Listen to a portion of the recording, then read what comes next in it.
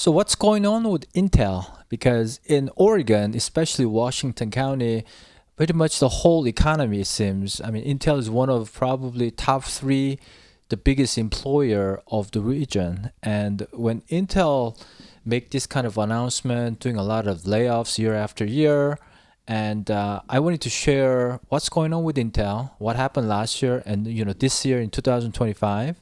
And I'm going to look at the housing market to see what's more likely going to happen. I mean, I can't guarantee anything, but I'm going to just try to connect the dots from the past and the current and see if I can predict that. Hey, welcome back to Shawn Realty Podcast. My name is Shawn Yu from Portland, Oregon at Shawn Realty.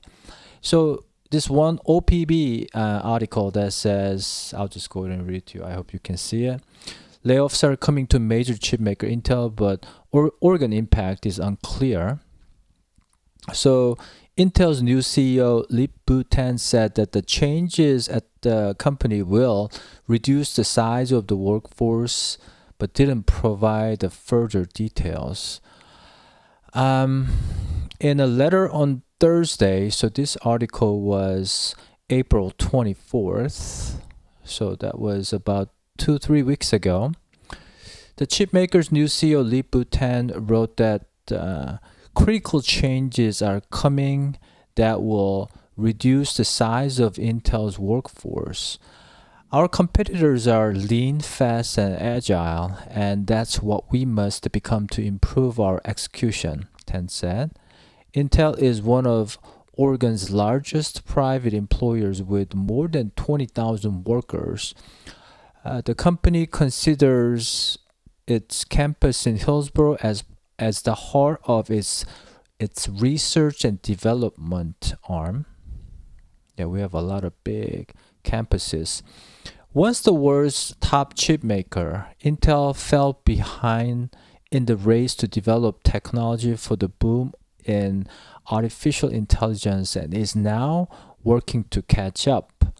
To do this, Tan told investors on a Thursday earnings call the company needs to fundamentally change its internal culture and the way it operates. Organizational complexity and bureaucracies have been suffocating the innovation and agility we need to win, Tan said. It takes too long for decisions to get made. New ideas and people who generate them have not been given the room or resources to incubate and grow. The unnecessary silos have led to bad execution. I'm here to fix this. I'd like to hear that. I'm here to fix this. Let's see. It's the second year in a row that the chip maker has had to cut staff. Intel said in August it would slash around 15,000 workers worldwide, including 1,300 in Oregon, as part of a larger plan to cut costs. The company reported a loss nearly $19 billion last year after recording a $1.7 billion profit in 2023. Still, the federal government awarded Intel $8 billion last year to expand its domestic manufacturing, including $1.8 billion to upgrade parts of the Hillsboro campus. But it takes years to build new facilities. Tan told investors that small areas of growth in recent months hint that Intel is heading in the right direction. Our goal now is to build on this progress, but it won't be easy, Tan said. There are too many areas we need to improve and there's no quick fixes. So that was about 2-3 weeks ago. I've been hearing about lacking the technology against the Taiwanese company TSMC. I've been hearing about that from my tennis community and whatnot, but I see. And I've been reading about in the national news and other political websites and stuff like that too. But I just wanted to get a quick summary of from X, with the different posts and different articles, and this is what is sped out for Intel layoffs in 2025. And then at the end, I'll show you the what the Washington County is doing. There's a chart right there. So stay until the end if you could, if you like. Intel's layoffs in 2025 have been significant, with the reports indicating a reduction of over 20% of its workforce, potentially affecting around 21,000 employees. This allows a previous cut of 15,000 jobs in August 2024, bringing the total workforce down to approximately 108,900 by the end of 2024. The layoffs announced under new CEO Lee Bu-tan are part of a broader strategy to streamline operations, reduce bureaucracy, and refocus on an engineering-driven culture. That's kind of like similar to that article. The company aims to cut operating expenses by $1.5 billion over 2 years, targeting $17 billion in 2025, $16 billion in 2026. Yeah, so that's a lot of reducing the expenses. The layoffs are driven by Intel's ongoing financial struggles, including a $19 billion loss in it's the same thing, declining revenue from $79 billion in 2021 to $53.1 billion in 2024. That's a really big loss there. And the challenges in keeping pace with the competitors like NVIDIA and AMD, particularly in AI and advanced chip manufacturing. Additional pressures including potential tariff impacts from the Trump administration, which could increase costs for Intel's US-based manufacturing. Unlike previous rounds, early retirement options are not available. And layoffs will involve department by department reviews with some voluntary buyouts. Yeah, that doesn't sound good, because I did hear about this early retirement option that can be really good for people who've been there for a long time. But if that's not offered, yeah, it's not the best for the people who've been working here for a long time.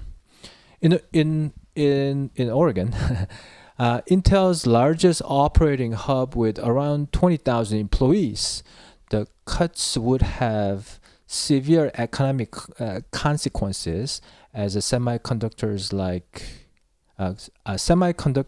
are a key state export.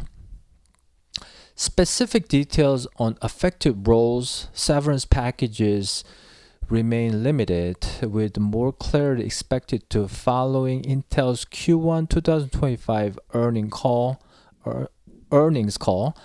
The restructuring also includes selling non-core assets like a 51 stake in Altera and reducing capital expenditures by $2 billion. So yeah, I mean, they've been basically getting behind of the technology. This kind of like when Apple makes like super fast phone, you can't keep up with the speed. That's kind of the situation that I hear, that other chip manufacturers are making much faster chips, like cutting edge stuff, and Intel has not been able to keep up with that. And so I think the AI and I believe the mobile side too, they were getting behind. But yeah, this is not a good news for real estate industry in our neighborhood, especially Washington County, specifically Bethany neighborhood. So let's take a look at the housing market. The price per square foot is basically showing this trend. The highest was 2000. Oh, can you see that? Yes. The highest one was about May and April of 2022, and this is when the mortgage rate jumped double, and then it just went down really fast. And since then, it's basically a downward trend. And we have this little bit of seasonality, whatnot. So you can see kind of like a fall and winter going down a bit, and then spring market kind of going up again.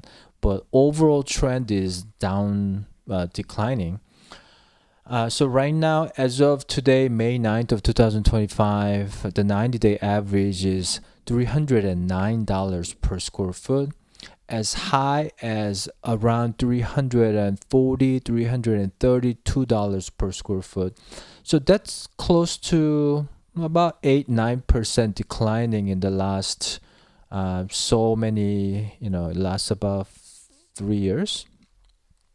And I've noticed that the inventory also is increasing. Let's actually take a quick look at the inventory. I think we have the inventory here on Alto's report.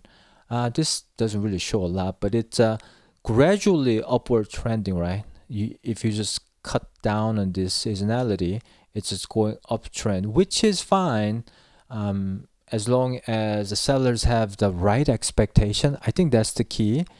If the sellers are right now getting laid off in Bethany, and if you're thinking about the pricing from 2022, you're going to sit on the market. So I think it's important to know what's happening in Bethany first, and how many competing homes are for sale, and then pricing is going to be really critical. So yeah, that's what I wanted to share today. And so like a bad news for the my neighborhood. I actually live in Bethany, and I work here in Bethany as well. My home office is here.